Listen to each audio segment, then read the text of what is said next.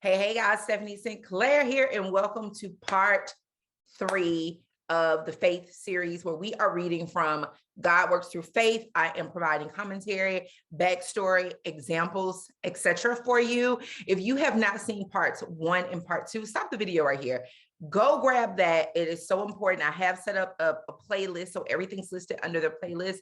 This series is so powerful. If you have had trouble with manifesting, and specifically if you come from a more religious or church background, this is really going to help you. So without further ado, if you've seen part 1 and part 2, let's get into it. All right, so I am going to read a little bit of where I stopped off, and then I'll kick back in. We open the mind through faith and close it through doubt. A kingdom divided against itself shall fall. The ancient plea, Lord, I believe, help thou mine unbelief, is made by each one of us at some time. For the objective mind, registering the impressions of the senses, challenges the substance of things hoped for, the evidence of those not seen. A very ardent young lover began his letter to his fiancée in this way. Darling, I'd swim rivers and seas to be near you. I'd climb the mountain ranges in the world to be at your side.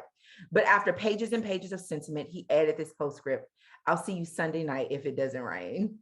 So it is with us. We say, I would do anything to get more faith. I'd give my right arm to learn how to pray. But there's always the postscript: I'll take up the study in earnest if I find time. I'll take the course if it doesn't cost too much, if it doesn't rain, if it doesn't inconvenience me, if I can spare the money. If it betrays the divided mind, St. James said, a double-minded man is unstable in all his ways. One of the things as a coaching consultant over the last 12 years, we're in our 13th year, that I've preached about is not making decisions based upon money, because people often will say, I want this.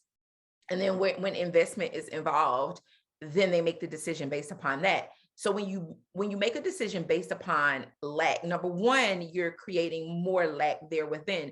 And then number two, is a divided mind. On one hand, you say you want this thing, and on the other hand, when investment is involved, then all of a sudden it's not a thing that you want. So that's a divided mind.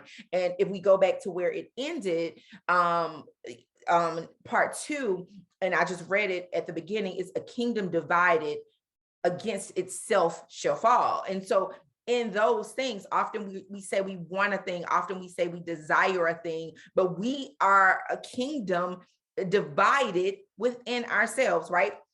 And so basically that's what it's saying. On one hand, you're saying, oh, I'd give anything for this manifestation. You're saying, oh, I'd give anything to learn how to manifest. And then when time comes, there's a reason. I don't have time to sit in the quiet. I don't have the investment for the thing. I don't, it inconveniences me. I've been too busy. It's hard work. All of those things, right? That's a divided mind. Dean Igor Ing once said, we are losing our Christianity not because anyone is taking it from us, but because it is a religion for heroes, and we are merely harmless, good-natured little people who want to have a good time.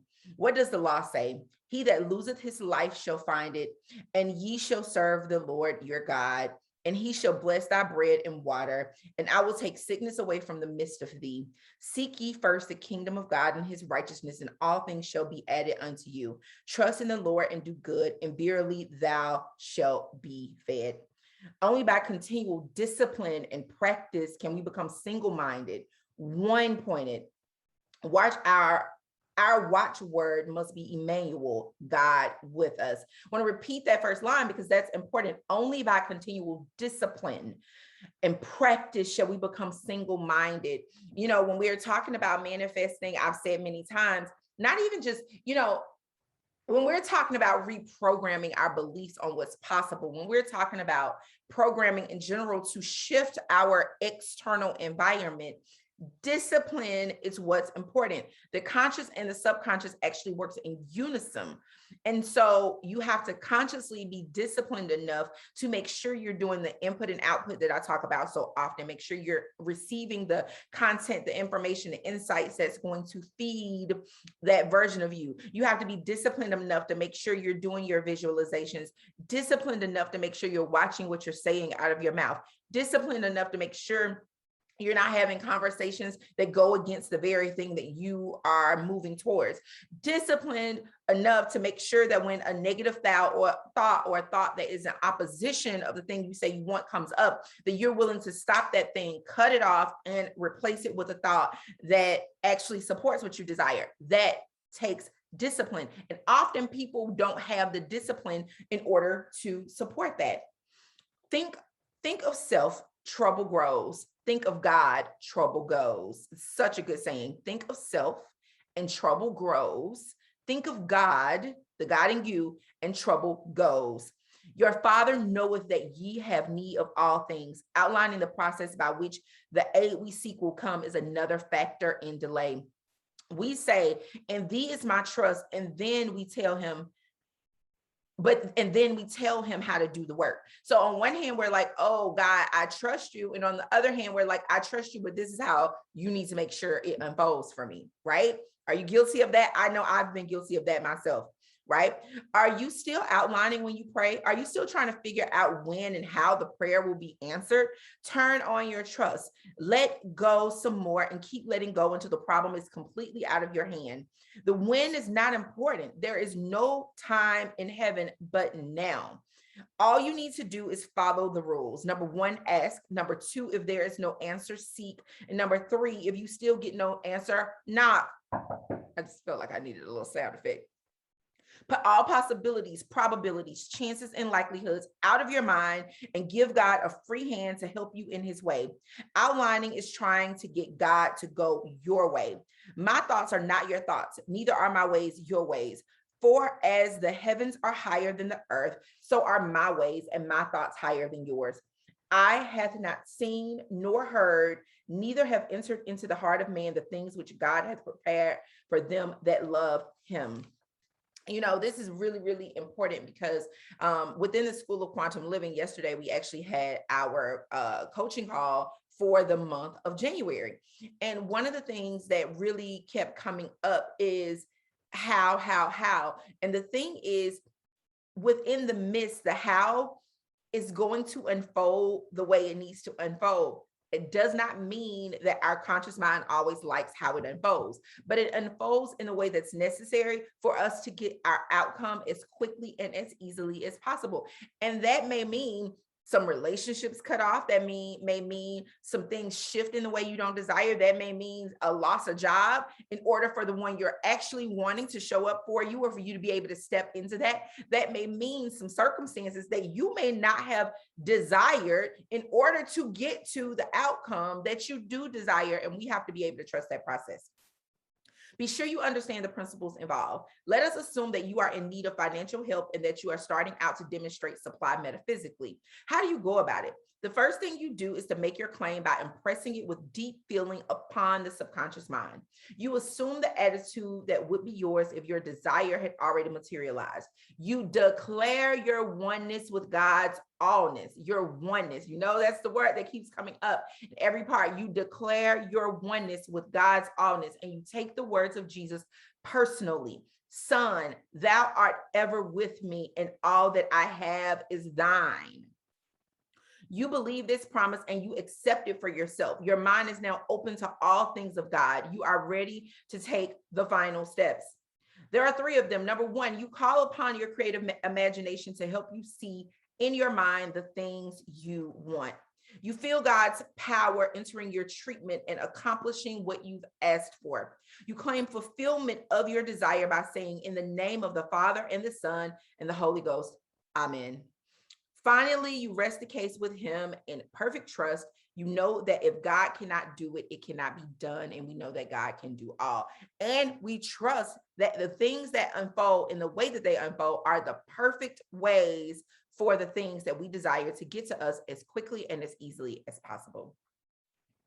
The word amen, which also means it is, or so it is your recognition of the fact that God has already done everything that needs to be done, that you're already that which you want to be, and that you already have that which you seek.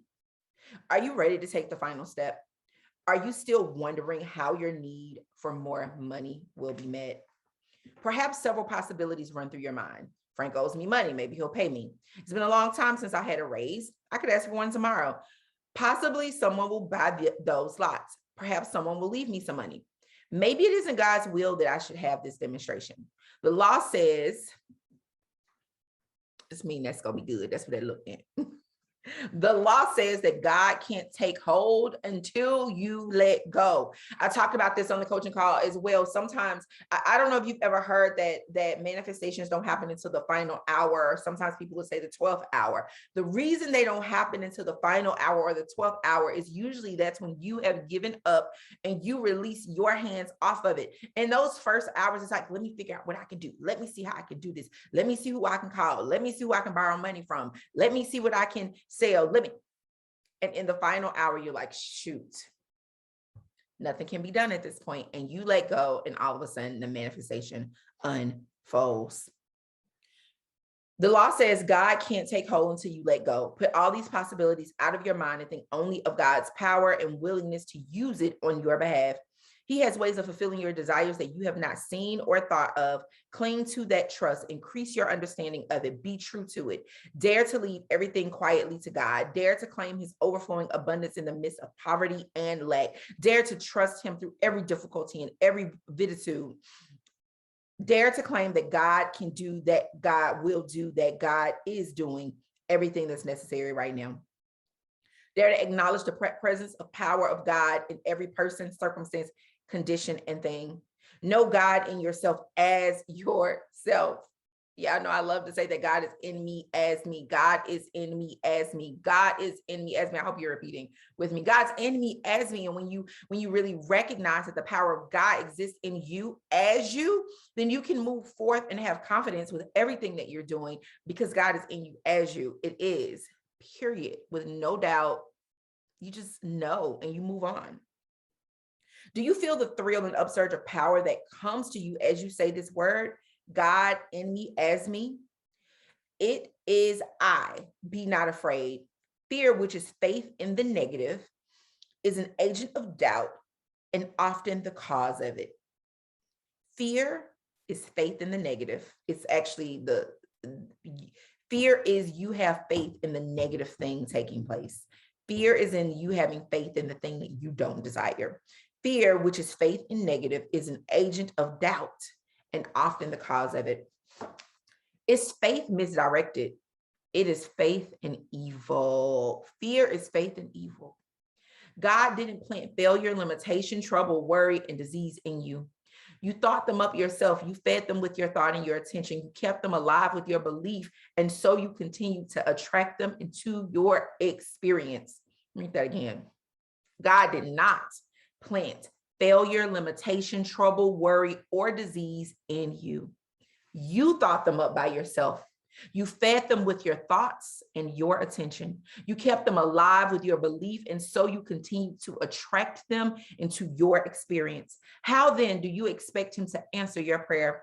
How can he get through your mind choked with negation? You cannot claim the blessings until you make room for it, until you identify yourself with them. You can make only one thought at a time. The sooner you give up the negations, the better. The law is infallible, immutable, and exonerable. There is no evading it. It works for you only as you bring yourself into obedience with it. To receive directly from God, you must let go of everything that's unlike him. Only then does all the Father hath becomes yours. He's a middle-aged man who is in desperate. Here is a middle-aged man who is in desperate financial situation. He asks for spiritual help and then explains all the reasons why he cannot get ahead. The cards are stacked against me, he said. Remember how I made that video about your stories and how I don't want to hear it, and you guys, like a couple of you got like your panties in a wad or your underwear, whatever, in a wad. Hear this man who need a financial demonstration with his story. The cards are stacked against me, he says. I've tried to find a job and no one wants a man over 50. There's no opportunities for a man my age. There's no work in the town where I live. And I have no money to go elsewhere. What good would it do anyway? Because the list of unemployment is growing everywhere. I am really not well enough to take a job if it was offered to me. This sounds like an exaggeration, but it's case in common. This man tells his practitioner that he is looking to God for supply and then illustrates all the reasons why he cannot succeed in giving it to him. This is such a man sick. Why is such a man sick and poverty stricken? Because he is misdirecting his faith. He's directing it into negative channels instead of positive channels. He's looking to God and looking away from him at the same time. He does not know that it takes the same power to go forward as it does to go backwards. Will his prayers be answered? Yes, in terms of more lack. Why? Because he's giving more power to his circumstances than he is to God. How can he change the action of this law? How can he cause it to work for him instead of against him? He can do it by changing his relationship to it. This man reminds us of the disciples when listening to the multitude needed to be fed.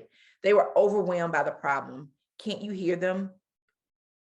We have here, they said, but 5 loaves and 2 fishes. My goodness, is that all we have? Are you sure? Don't we have anything else?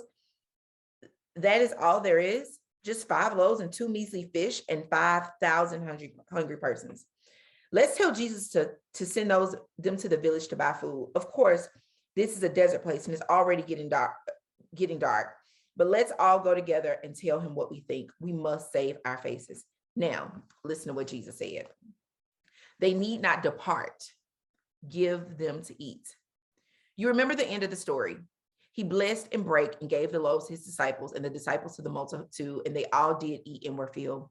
And they took up the fragments and remained 12 baskets full. You and I often face the 5 loaves and 2 fish problems. We too tend to overstate our poverty and thereby increase it. We, like the disciples, forget how close we are to our source of supply, how near he is to who came that we might have life and have life more abundantly. And I put a note here that said, God is the source of supply. If God lives in you, source is always available and limitless. It is one thing to affirm the allness of God and another to make connection with it. All that the Father hath is mine only when I am in his consciousness, only when I have conviction that it's already mine. Jesus knew that the law of faith works negatively as well as positively. When a man says there are no opportunities for one my age, nobody wants a man over 50, the cards are stacked against me, I'll never get breaks, I'm not well enough to take the job, and he believes that which he says shall come to pass, what he believes will continue to manifest in his affairs. God is not unkind or unfriendly. God works through law. Repeat that. What he believes will continue to manifest in his affairs. God is not unkind or unfriendly, but he works through law. Life responds to us by corresponding to our state of thought. It gives to us according to our expectations. The law is impersonal. It works the way we use it. Ye shall not receive the spirit of bondage again to fear. Bondage to the past that continues to be an active force in our thought and feeling and action can be escaped from only by accepting the promise.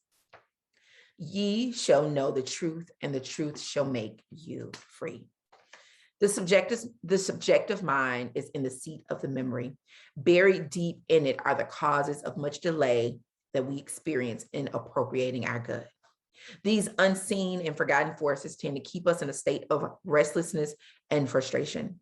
To all outward appearances, there may be nothing in your life that is contrary to the law of God, but you are troubled much of the time, uncertain, vague, jumpy, and haunted by fears you cannot even name. Do I hear you say that this does not apply to you? Then you are an exception to the rule.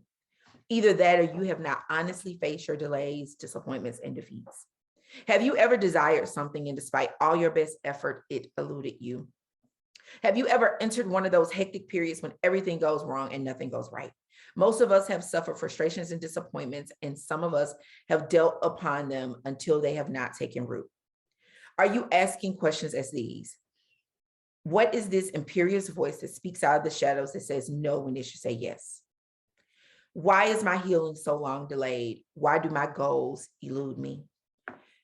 Why this mental and spiritual conflict within me? How long must I continue to have slave and have free? Do you really want to know? Do you really mean to do something about it? Then listen to Jesus. You cannot serve God and mammon. You cannot follow two lines of thought and get one result. You will continue to have slave and have free until you cleanse the mind and flush out every old, fixed, and happy thought of enslaved you. The you that's begging to someone outside of you and not the oneness that lives and breathes within you. That part didn't say that I said that. I was telling you what that meant. You may not recall when you first entered this unhappy state, but there is the one in you that knows. There is one who has provided a way out. There is one who can make you wholly free, one who says, come unto me, all ye who are weary and heavy laden, and I will give you rest. Suppressed desires, forced inhibitions, race beliefs in such things as heredity and predestination, forgotten experiences that left remorse, resentment, hatred, jealousy, envy in their wake, often prove to be the unknown forces that play upon our lives and express themselves in our experiences. Sometimes they are consciously accepted, but most often they lie deeply buried in the subconscious mind, but not dead. Accepted, they make wonderful alibis for shortcomings. Have you ever heard anyone say things such as these? That's just the way I was brought up. I can't change it now. My father was tubercular, and so I've never been wrong. Of course, I'm afraid of lightning. When I was a child, mother used to send me under the bed. I forgave her, but I didn't forget, and I just can't stand her. Oh, well, we'll always be poor. We always have been. If you have any doubt about the effect of these fixed and unhappy thoughts that afflict most of humanity, observe their patterns in the lives of individuals. Observe the effect upon the eyes, the face, the skin, the pulse, the manner of speaking, acting, and thinking. Anything in the subconscious mind that lowers the mental level, lowers the vitality, and drags down health. Dr. Frank Sladen of Ford Hospital in Detroit, Michigan says, I maintain that a man cannot live without Christ unless he admits that living in unhappiness, in conflict, in hate, envy, selfishness, futility, nervousness, and fatigue, in slavery to innumerable possibilities of compensatory and destructive habits is really living.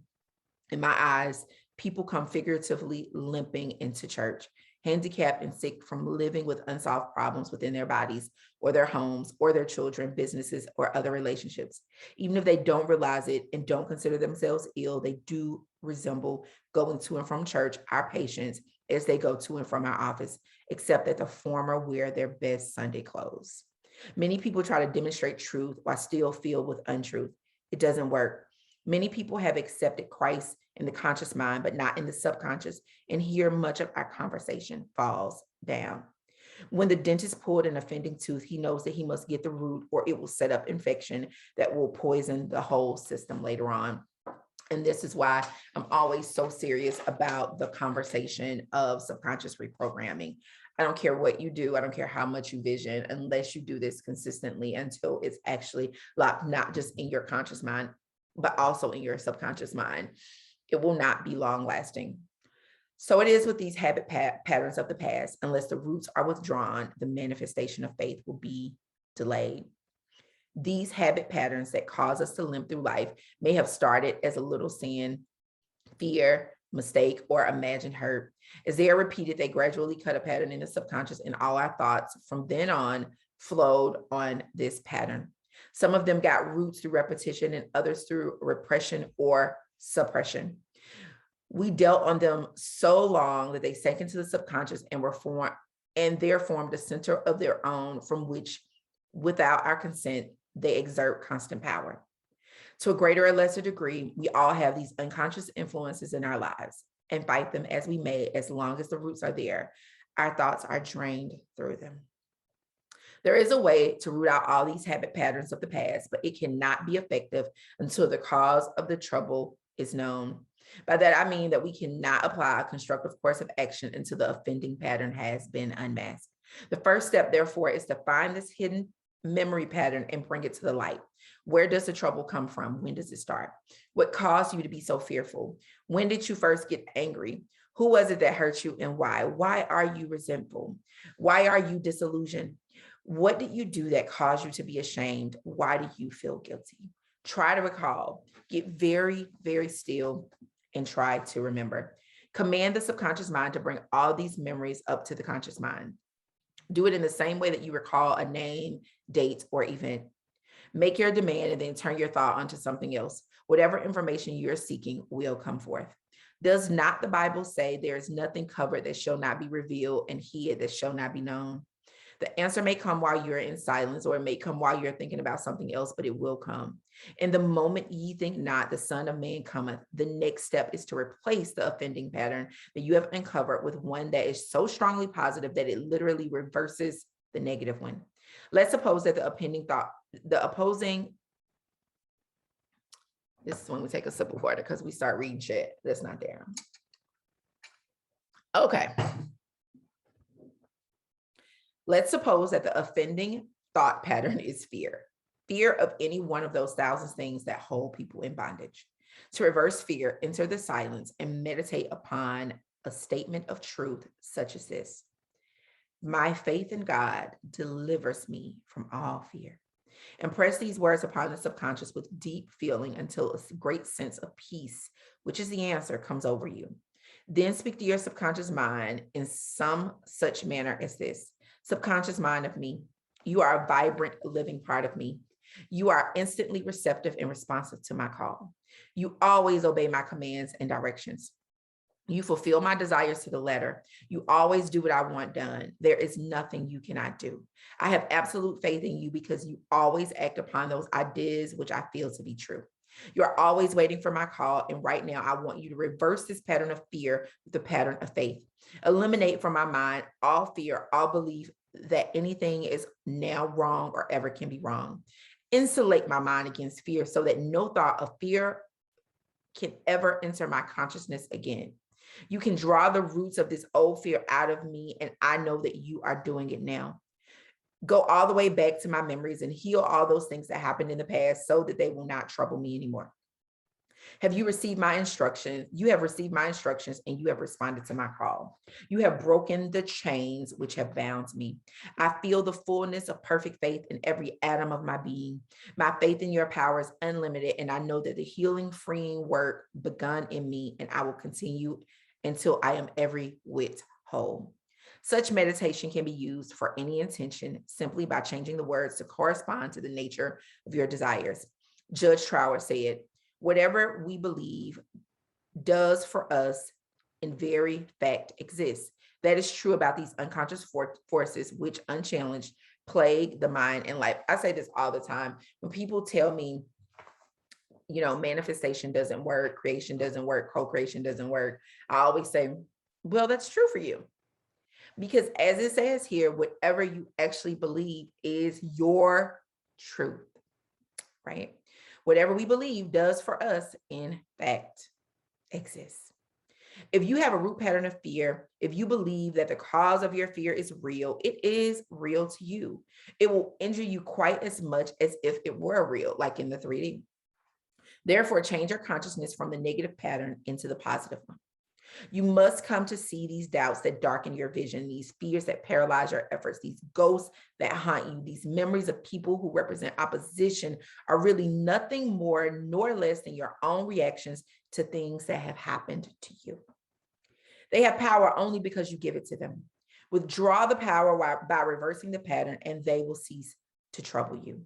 When you've cleansed your mind and brought it to normal, natural state, you will be able to say with Jesus, the prince of this world cometh and findeth nothing in me, nothing evil to act with. When the stream of consciousness is no longer diluted with doubts and fears, inhibitions and repressions, faith has an open channel through which to flow. Energies will be quickened, resolution is strengthened, confidence deepened, life broadened and enriched, and courage made sublime. Several years ago, a prominent woman called to ask if I would come and pray with her for healing. She had broken a hip that would not heal, and I soon found it taking with her that delayed healing was not with the hip itself. The doctor who had been called to set the hip after the accident had made a mistake, and another doctor had to be called 6 months later to set the hip properly. X-ray pictures showed that the hip was then set perfectly, but still it did not heal. In questioning the woman further, I found that her heart was filled with bitterness and hatred towards the doctor who made the mistake. Her body was now filled with great pain and suffering. I must have relief, she said. I believe that God can heal me. He can heal you, I replied, if you give up this hatred, but he cannot heal you so long as you are generating this poison within your mind. Well, there's nothing I can do about that, she answered, for I shall hate that doctor as long as I live. Very well, I replied, then there's nothing I can do for you. Several months lapsed and the woman called again. This time I found her in a very different frame of mind. I've been thinking, she said, about what you told me the last time you were here, and I've decided to try love, doctor. I want you to pray for me and that I may forgive for the hatred that I've been holding towards him. God had touched this woman's heart, and she saw for the first time that her faith in God's power could not operate in his presence of resentment, that love and hatred cannot dwell in the same place at the same time, and that without love, there will be no healing. There was now a deep desire in her heart to be liberated from the feeling of bitterness and hatred that had been filling her body with pain. She was ready for Christmas to come and break the chains of torment which she had bound around herself. She was freed and her body was healed. Take 3 steps, turn, deny, and realize. I like the treatment book written by F.L. Rawson many years ago. In it, he says, turn in thought at once to heaven. Turning one's thought is the first step. He was saying practically what Jesus said. Thy kingdom come, thy will be done in earth, here now in you, in John, in Mary, as it is being done in heaven. Any disease there? No. Any sudden death there? No death at all. Any cancer there? No. Having gotten the realization of the heaven within you, pray yourself or another, knowing that his will is that we be perfect here and now, even as he is perfect on earth as it is in heaven. Rawson said, secondly, deny the existence in heaven of any wrong thing thought of, seen, or felt. You are praying for someone with cancer. Do you see what a boon it is to be able to say, there's no such thing in heaven. Heaven is within me and I am within heaven. There's no such thing in heaven as lack. Heaven is within me and I am within heaven. There's no such thing in heaven as cancer. Heaven is within me and I am within heaven. There is no such thing in heaven as lovelessness. Heaven is within me and I. So anything that you desire, take that statement and plug it in. And then say, oh God, thy will be done in earth as it is in heaven. Thirdly, Rawson urges, realize the existence of the opposite. When we hold with significant tenacity to the truth, that is, to the reality of the spiritual plane, we get grace from above to change conditions on the physical plane. The most powerful treatment you can get is the realization of the truth in this statement. I and the Father are one. There's nothing more powerful than the consciousness of oneness with God. As I write to you today, it is snowing. There's no argument about it. When you picked up this book to study, there wasn't anything in you that doubted it was a book.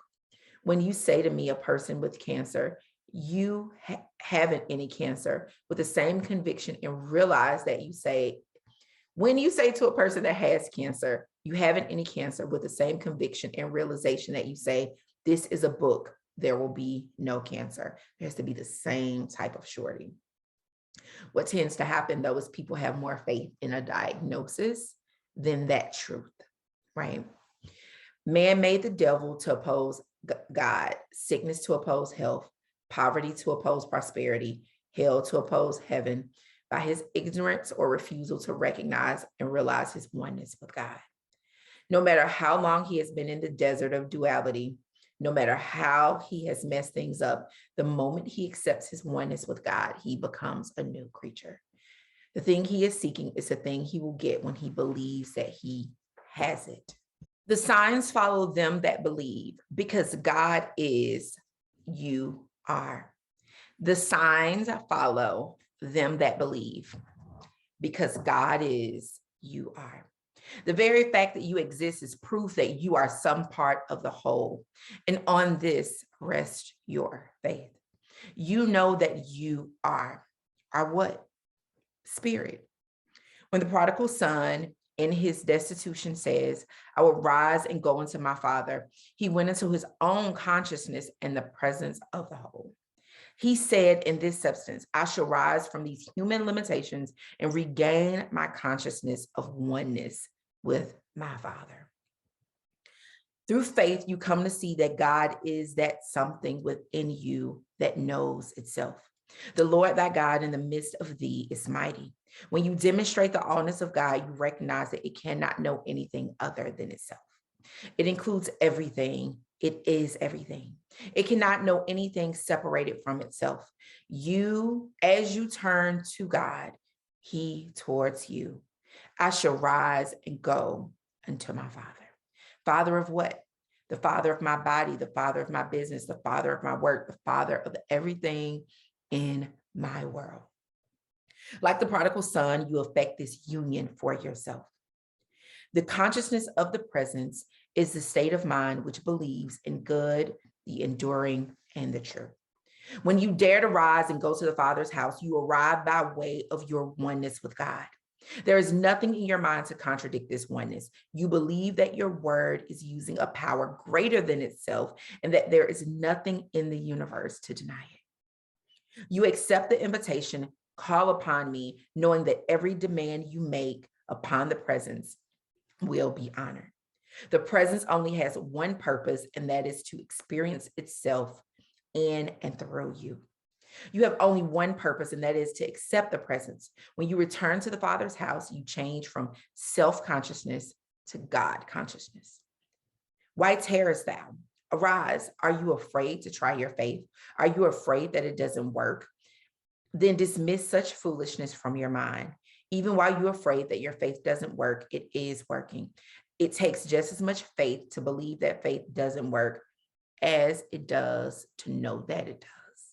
It takes just as much faith to believe that faith doesn't work as to know that it does. What doeth it profit, my brethren, if a man say he hath faith, but hath not works? Can faith save him? By works a man is justified, and not by faith only. For as the body without spirit is dead, so is faith without works is dead also.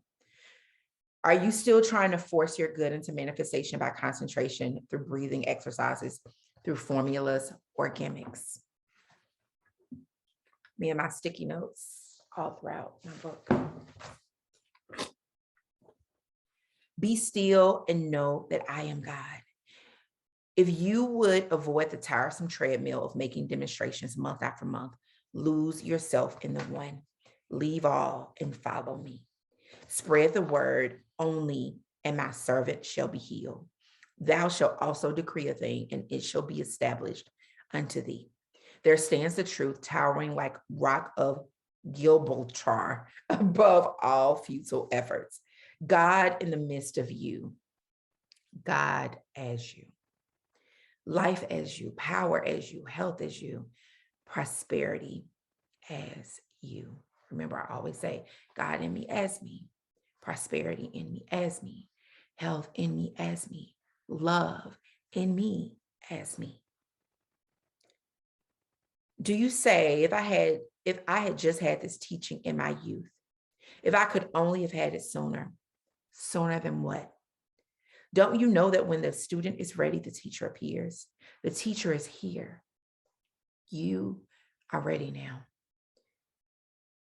It is time to act. Do something. Put the lot of work. Take your stand. Hold to it through thick or thin. God works not by doing, but by being. He waits to express himself as you. Think of yourself as God in objective action. Think of him and you as you. Know ye not that ye are the temple of the living God? Do you wish you had more faith? Are you waiting for it to develop before you make use of what you have? To increase the potential of faith, you must increase your expectations. You must, as Jesus said, launch out into the deep. To become skillful in faith, you must practice faith. Imagination shows you the possibilities of God's kingdom. Faith makes them real. Imagination shows you the possibilities of God's kingdom. Faith makes them real. Now is the accepted time. Are you ready to put your faith to the test? Then get a pencil and paper and go to work. Put your prayer or treatment in words. See the problem not as your imagination reports it, but as it is in truth. The answer awaits your application of the law of faith to bring it into manifestation. The orderly outworking of the law follows as naturally as day follows night. Apply the rule and answer that follows. What is the rule? Seek ye first the kingdom of God and his righteousness, and all things shall be added unto you. In other words, put first thing first. First thing is, seek your conscious oneness with God. I and the Father are one. Number 2, state as briefly as possible your intention, what you are seeking from God. Be very accurate and definite. Your formula, which is your desire, must be just as clear and exact in your mind as if it was projected upon a moving picture screen. And then you're going to take these steps. Release the desire with deep feeling into the subconscious mind. Let God have it. Don't question or wonder how the desire is going to be fulfilled. Dismiss any mental reservations or doubts. Keep a positive image before your mind. Accept the outcome of your prayer. A claim upon truth is an affirmation, and affirmations, like rubber balls, have a way of bouncing back. If results seem slow at first, take the intention into the silence several times a day, impressing it with deep feeling upon the subconscious mind until you realize that the problem is already solved. Then loosen it and let it go. If you struggle with letting it go, I have a video all about letting go. Remember that a man can receive nothing except it be given him from heaven, from the within.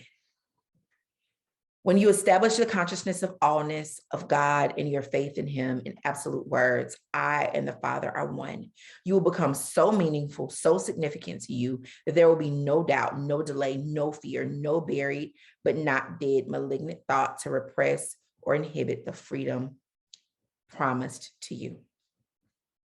Ye shall know the truth, and the truth shall make you free. Freedom from worry and anxiety releases your power to serve. Develop appreciation of beauty and magnitude of the world you live in, increases your joy in life. Faith in God enables you to recognize that you are one with the creative principle, which seeks constant expression through you. You realize that your responsibility is to release it through your acceptance as a channel through which the Father's business is carried on. You know, when I first read that, one of the things that really resonated with me is the fact that everything I do, I am about my Father's business, regardless of what it is. If I'm going to the supermarket and I'm grocery shopping, if I am speaking with my son, if I'm making a video with you, regardless of what it is, the God in me is operating and I am about my Father's business. And it's why, do I have human moments when I say things I shouldn't say? Absolutely. Most of the time I catch them. And most of the time I bring them back, because if it's not aligned with what the Father in me would say to his people, his children, then it doesn't need to live within me. Freedom from fears and anxieties commonly associated with the body come from knowing that there could be no physical manifestation of any kind if there was no spiritual cause. Happily relating yourself to others become a matter of recognizing the perfect spiritual man in each individual you meet, and in accepting your common oneness of purpose. Faith enables your first waking thought to be, this is the day which the Lord has made. We will rejoice and be glad. Are you ready to speak your word, your desire, your thought, your prayer? Then close your eyes. Relax yourself into God's present body, mind, and spirit. Now hold the great desire of your heart in the forefront of your consciousness for a moment. See it clearly. Get your senses of oneness with God. And then say with deep feeling, this is God wanting what I want through me. This is God wanting what I want through me. And here's something that people won't tell you. When you recognize that God wants what you want, you never feel any guilt about desires, and they come to you with so much more ease. Questions and answers about faith. Number one, what is the nature of faith? The nature of faith is to act. It acts not because we make it act, but because it is its nature to act. Faith is the governing factor in our activities. When faith is directed towards anything or anybody, it acts of its own volition. Faith draws to us that towards which our faith is directed. So that means faith can bring positive and negative depending on what you have the faith in. What is the overall meaning of the word faith? The general meaning of the word faith is a positive faith in God, the good. Faith is a mental attitude which places God at the center of one's thoughts and acts. Faith means an absolute trust in and reliance upon God. Faith-based principle works when everything else fails. Number three, what is meant by a living faith? A living faith is one that never doubts, falters, or wavers. Faith clings to divine law until victory is realized. Faith not only believes, but also accepts the fulfillment of every promise. I have here, desire is a living faith. Desire is a living faith. So when you're desiring, your faith is living, right? Why is faith called the key to the storehouse? Faith is the casual factor in prayer. Faith accepts the unreasonable and believes the impossible. Someone has said, faith counts the things that are as though they are not, and the things that are not as though they were.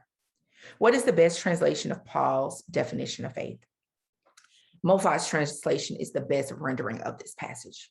Now, faith means that we are confident in what we hope for and convinced of what we do not see. What is required for an irresistible faith? A consuming interest and a fixed desire are essential. The first is the driving power of faith, and the second is the adhesive force which holds it to its goal. But desire and interest without faith are helpless. Is faith intellectual or spiritual? Faith is essentially spiritual. Faith begins in the mind but comes to fruition in the heart. Faith is not measured by our intellectual ability to call a thing done, but by the realization in the heart that it is done. What is the difference between faith and belief? Belief is of the intellect, while faith is of the heart. So you believe in your mind and you have faith in your heart.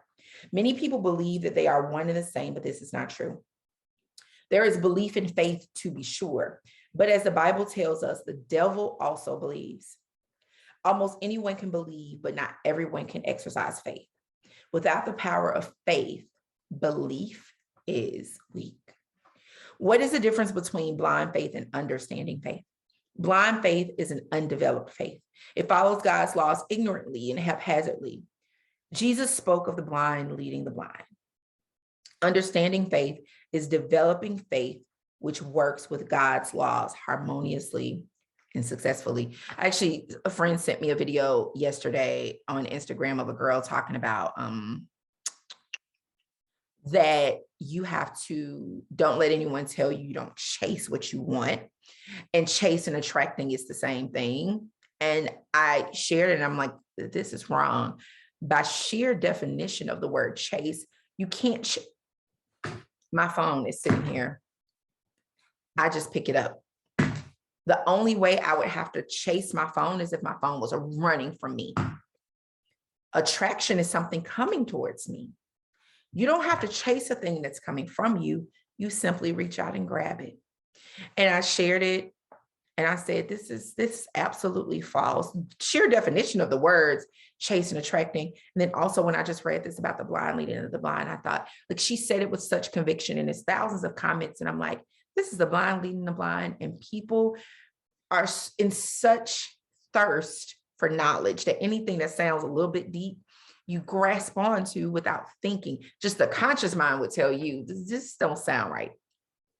You have to be careful because it's a lot of people who are blind and leading the blind. They don't have any true deep knowledge of themselves. They can't speak from a deep place, and they don't even have examples of faith and action in their own lives, manifestations in their own lives that you can see and understand, and that's tangible, right? So be careful of the blind leading the blind. What is the difference between hope and faith? The best answer to this question is contained in an old unaccredited quotation. Hope is a draft on futurity, sometimes honored, but generally extended. What does this tell you? Why is hope a draft on the future? Why is it generally extended? Because the future is a time apart from experience. Hope is honored only when it becomes faith. The difference is that between one is possibility and one is actuality. What the hell? Really struggle with that word today. Hope is vague, uncertain, and sometimes forlorn, while faith is definite, certain, and joyous. So when you're in hope, you're saying it's possible. When you have faith, you're saying it's actual. You're saying it's tangible. You're saying it's a thing. There is no delay in the answer to our prayer other than the lack of faith. Is it necessary to have faith in yourself? By all means, have faith for yourself, in your real self, but also faith in God. It is a starting point in every worthwhile accomplishment.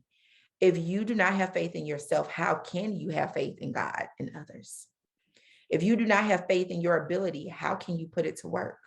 To be successful in any field or endeavor, you must not only have faith in God, but in yourself and in others.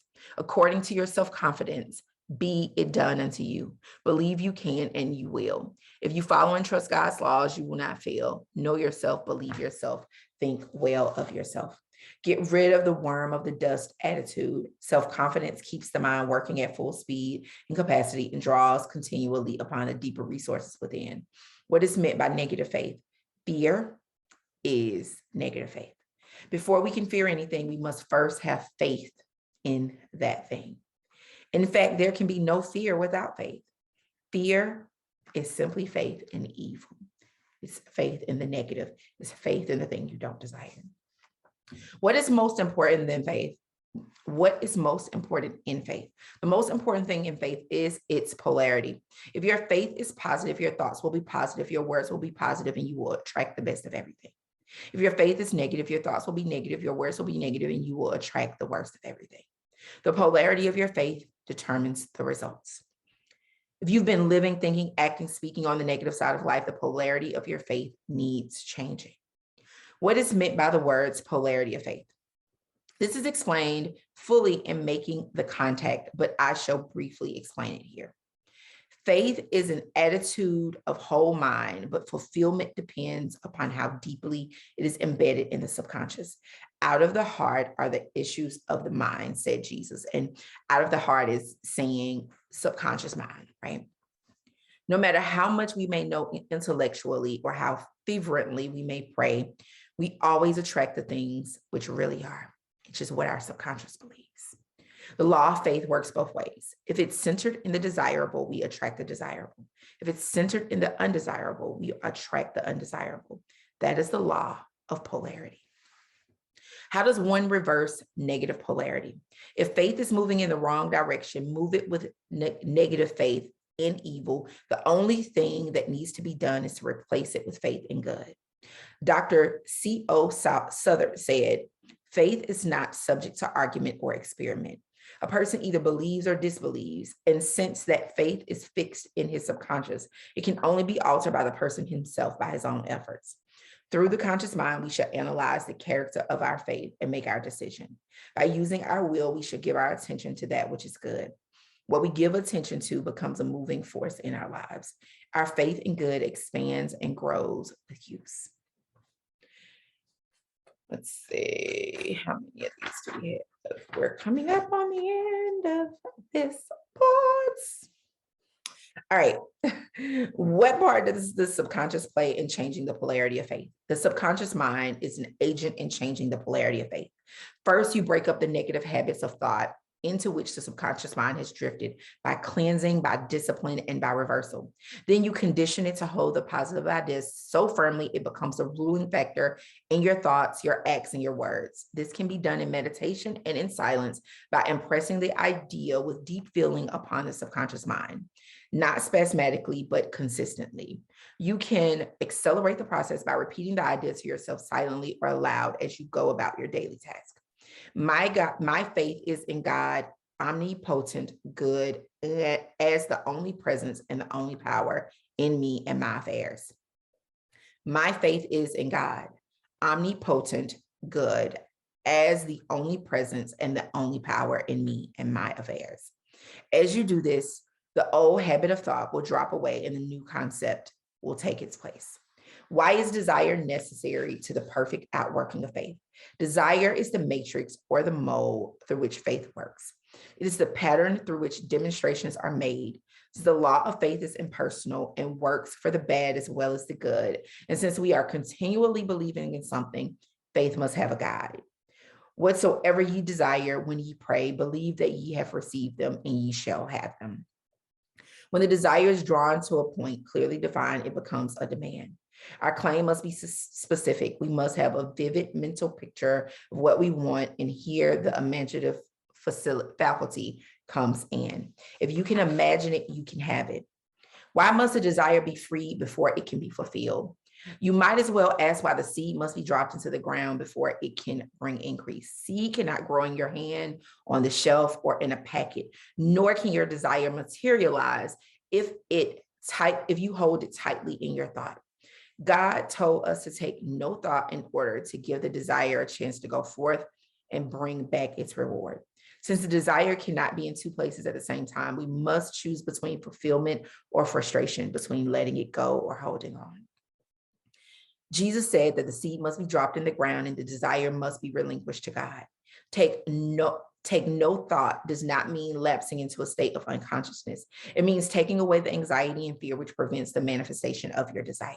When you release the desire in an absolute forgetfulness, as Jesus did, the reward will come flowing into you in a limitless measure. The way of fulfillment is not through thought, but through God. Why is imagination so important in the spiritual work? Imagination stimulates the faculties of the mind. It expands consciousness and causes the mind to act along new lines. In metaphysics, we call it the great magnifier. If you are seeking to demonstrate a new home, you must first decide what kind of home you want. You see it clearly in the mind and in such detail that it ever in the forefront of consciousness. When you proceed to desire that home with all your passion and power of your soul. The next step is to imagine yourself living in the home, moving from room to room with the members of your family and looking after it. This is the pattern of your desire, and you keep that pattern before your attention. You make it so complete and perfect that there will never be any occasion to change it. Imagination calls forth the great or the small according to the direction which you give it. Therefore, you must always seek the best or that which is in accord with the highest ideals. You should never make provision in your thought for compromise. If you have an ideal house in mind, stick to that ideal, apply all the power of your desire in making it come true. What part does expectation play in faith? Expectation is faith in action. Expectation is the feeling of fulfillment that comes from conviction. When you ask God for something, you must expect to receive what you ask for. Expectation that comes from conviction does not run around beating the air in anxiety and suspense like the bettor at the racetrack. Expectation is calm, it's tranquil, it's confident. Knowing that the desire is already fulfilled, it is quiet, serene, and undisturbed.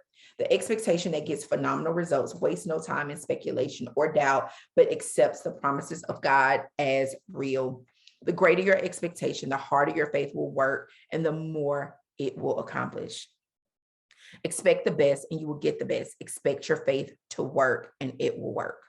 Expectation is not only a great stimulus to action, but also the push and motive power behind faith. It causes your faith to move with greater rapidity and power towards the fulfillment of your desire. Have you decided what you want? Then charge your mind with tremendous faith, interest, and expectation. Know that your faith will produce it. Let your feeling of expectation be full, deep, and continuous. What part does concentration play in faith?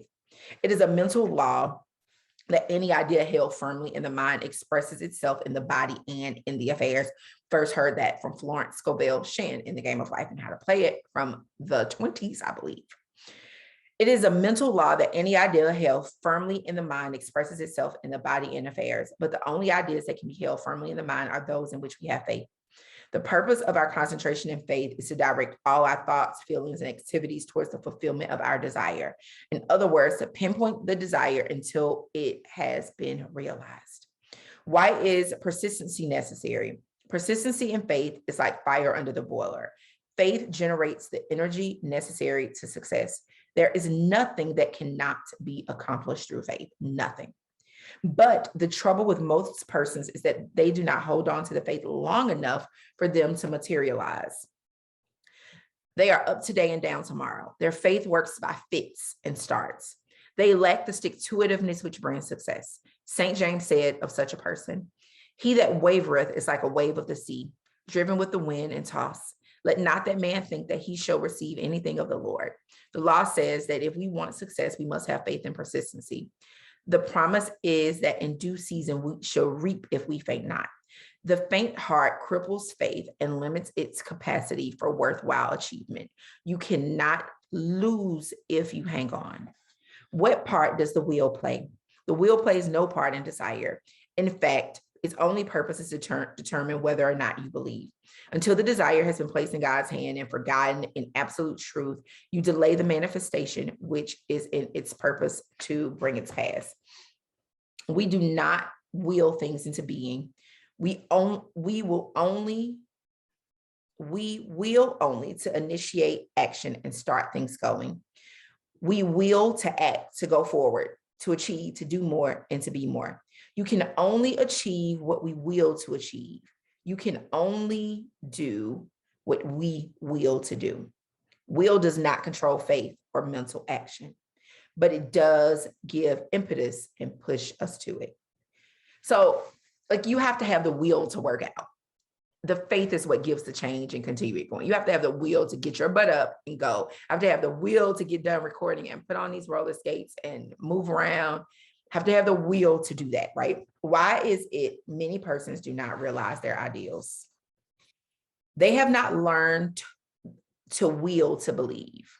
You have to have the will to believe. Like, it deep down, many people don't even have the will to believe that manifestation is a real thing. Even though we're constantly manifesting, most people are just manifesting whatever happens, the negation. They manifest with the wind. You have to really want it, right?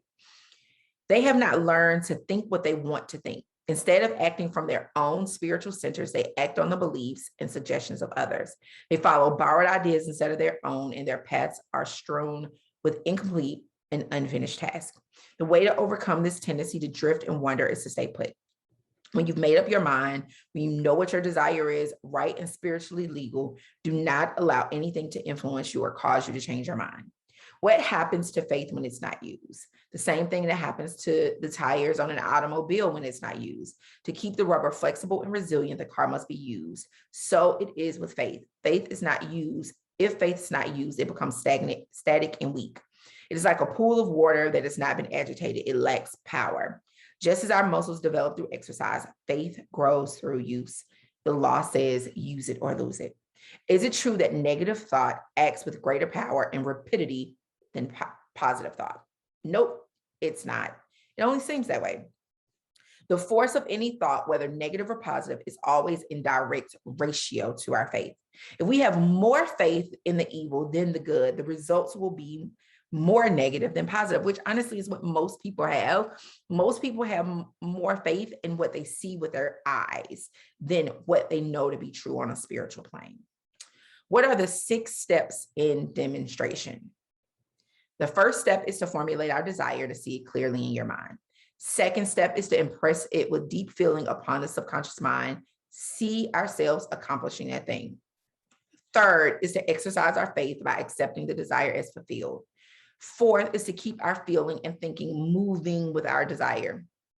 Fifth is to order our conversation aright, to speak always in terms of expectancy and fulfillment. And the sixth is to carry our desire into action, to act as if it's already been filled. I hope you have enjoyed part 3. We are likely going to finish up on tomorrow, part 4, and I hope you've got something phenomenal out of today. This was the second part of how faith works. And I personally found it to be extremely powerful. I love how it wrapped up with 6 steps. Like, it gives you everything you need to know. Most of the time when people are talking about just manifestation, or what we've learned from people, we love Neville, right? But it tends to stop at imagination. It's important to understand after imagination comes the other things after imagination. You have to make sure after you've imagined and let it go that you continue with the right conversation, that you're making sure you have expectancy, that you're making sure that the conversations continue to suggest the very thing that you just saw within your imagination. So when we really talk about what true programming looks like, it does go deeper than imagination. It goes deeper because we have to truly reprogram the thought processes that's in the subconscious. I hope today was helpful. I hope you enjoyed it. If you're enjoying the Faith series, please share it with your friends. Again, we're about done, so we can get back into our regularly scheduled programming. But I felt like this was so very important. If you want to grab the book and read it yourself, I will put my Amazon link in the description. And I will talk to you guys on part 4.